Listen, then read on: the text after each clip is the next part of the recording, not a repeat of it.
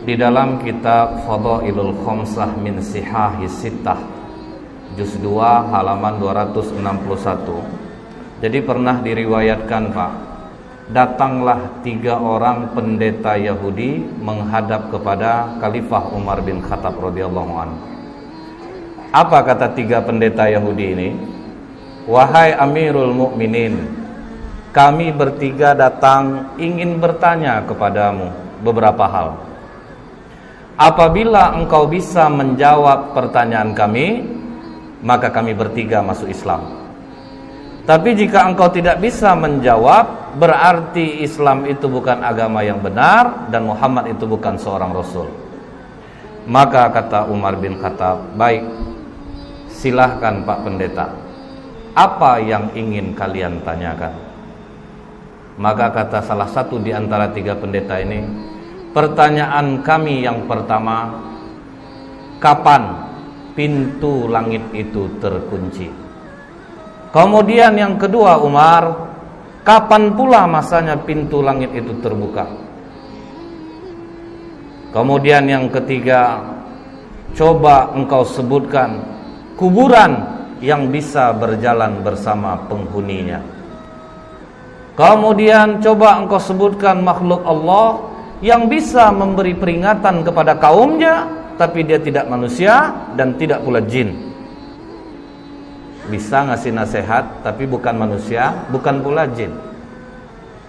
Kemudian Umar, coba engkau sebutkan 5 makhluk Allah yang berjalan di muka bumi tapi tidak dilahirkan oleh induknya.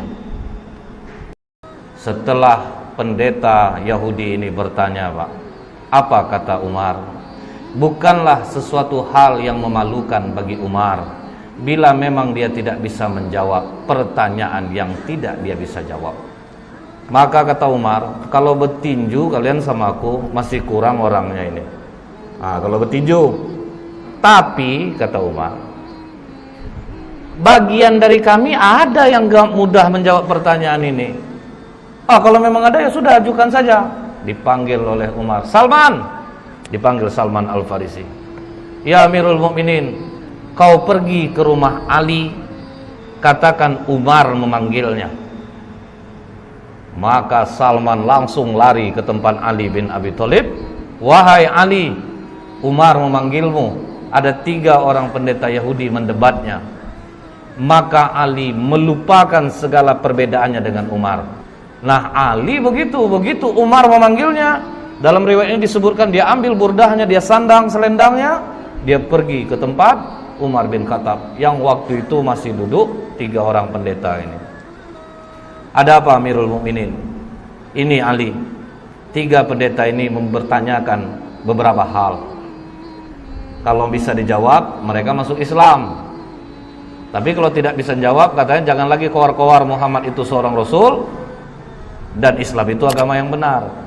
Maka kata Ali, silahkan Pak Pendeta, coba diulangi lagi pertanyaannya.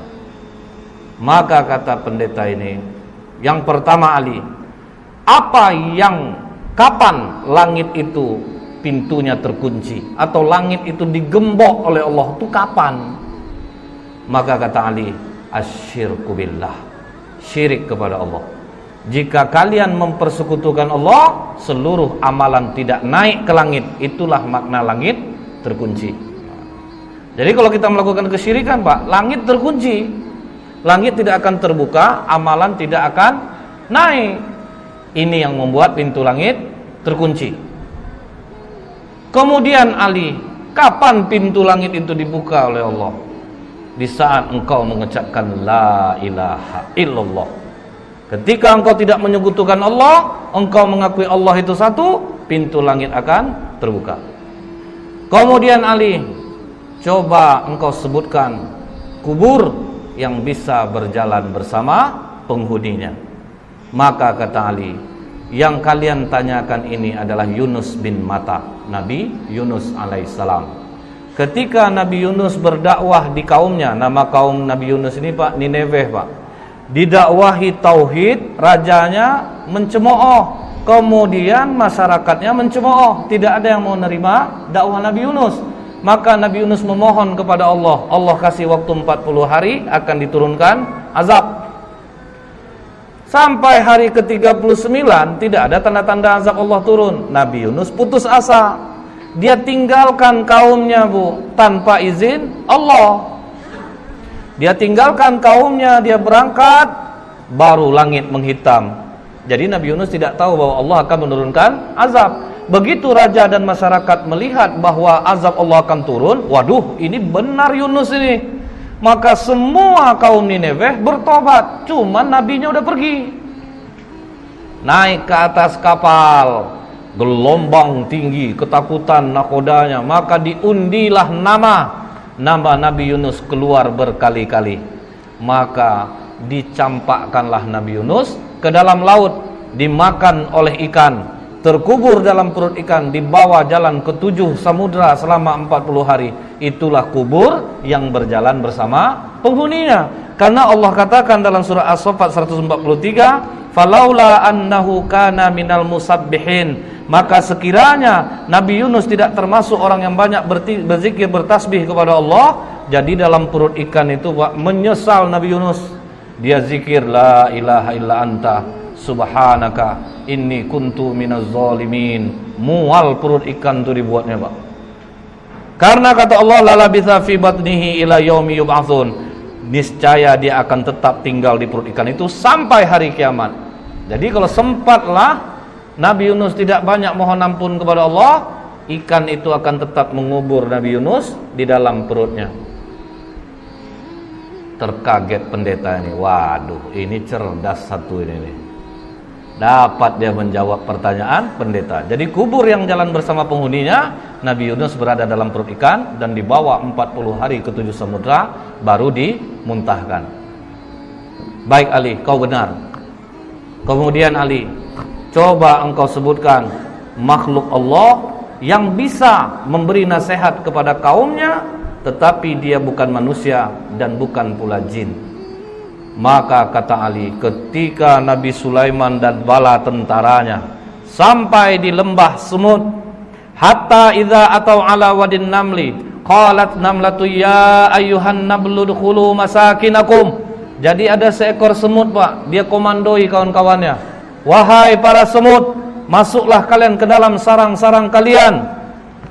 Karena la yahtimannakum Sulaimanu wa junuduh. Nanti kalian akan terinjak oleh Sulaiman dan bala tentaranya. Nah, inilah makhluk Allah yang bisa memberi nasihat kepada kaumnya, tetapi dia bukan manusia dan bukan pula jin. Wah, terjawab lagi. Oke Ali, coba engkau sebutkan 5 makhluk Allah yang berjalan di muka bumi tapi tidak dilahirkan oleh induknya.